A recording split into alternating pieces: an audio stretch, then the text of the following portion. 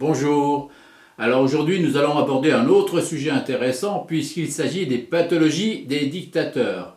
Nous allons nous demander d'abord quelles sont ces pathologies, comment elles se manifestent, comment elles évoluent, à quoi elles sont dues. Nous demander aussi pourquoi certains, malgré ces pathologies, certains suivent les dictateurs. Et enfin, une question que tout le monde se pose à un moment ou à un autre, sont-ils fous ou pas? Eh bien, vous le savez, dans l'histoire, on a connu beaucoup de dictateurs et malheureusement, on en connaît encore quelques-uns ici ou là. Et chaque fois, on retrouve les mêmes traits de personnalité. Quelles sont ces pathologies? Ben, il y a la mégalomanie, la paranoïa et la psychopathie. La mégalomanie et la paranoïa, on en a déjà parlé dans d'autres chroniques. Alors, rappelons simplement que la mégalomanie, c'est une surestimation des capacités de l'individu. L'individu se croit plus fort, plus grand, meilleur que les autres. Il a la vérité absolue.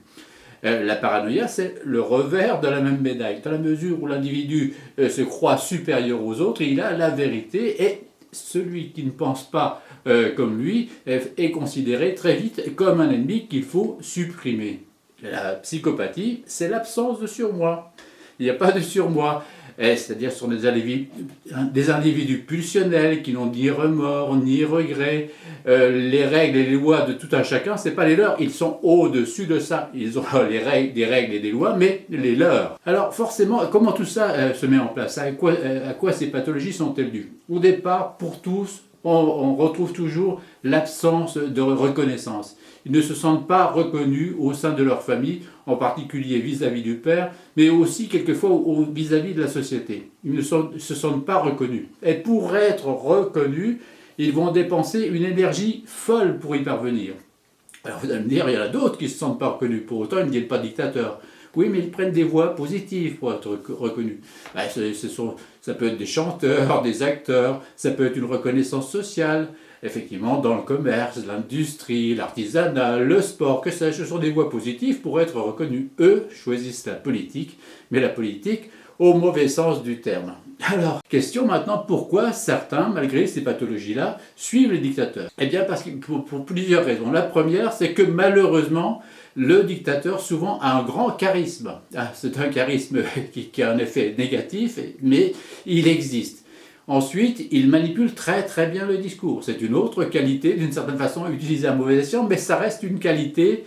Et enfin, ils savent désigner. Alors, vous allez me dire, voilà, à mesure où ils ont un discours qui est bien léché et un certain charisme, ils arrivent à convaincre certaines personnes fragiles ou qui ont des fragilités liées à un contexte environnemental. Ils profitent de ces fragilités personnelles ou de ce phénomène de fragilisation sociétale qui va les aider à accéder au pouvoir. Et enfin, il y a une troisième chose, un troisième élément dont ils se servent, c'est la désignation toujours d'un bouc émissaire. Tous les dictateurs font la même chose. C'est-à-dire, ils désignent toujours un bouc émissaire avec un ennemi intérieur et ou extérieur qu'ils désignent aux yeux de leurs adeptes comme responsables de toutes leurs difficultés. Alors, les personnes fragiles ou fragilisées, elles croient dans un premier temps au mythe du sauveur, à travers le charisme, le discours, au mythe du sauveur, de celui qui va répondre à toutes les questions qui concernent leurs difficultés, et en plus désigner les responsables de leurs difficultés. C'est ce qui leur permet d'accéder au pouvoir. Alors maintenant, grande question, sont-ils fous ou pas? Eh bien, non, pas au sens psychopathologie, d'ailleurs ça n'existe pas cette détermination-là en psychiatrie. Et ils sont très intelligents, ça c'est sûr, ils sont très intelligents et ils utilisent beaucoup de mécanismes pour arriver au pouvoir. Malheureusement, cette intelligence est mise au service du mal et en tout cas leurs pathologies font que leurs réactions, leurs décisions peuvent être totalement folles, elles.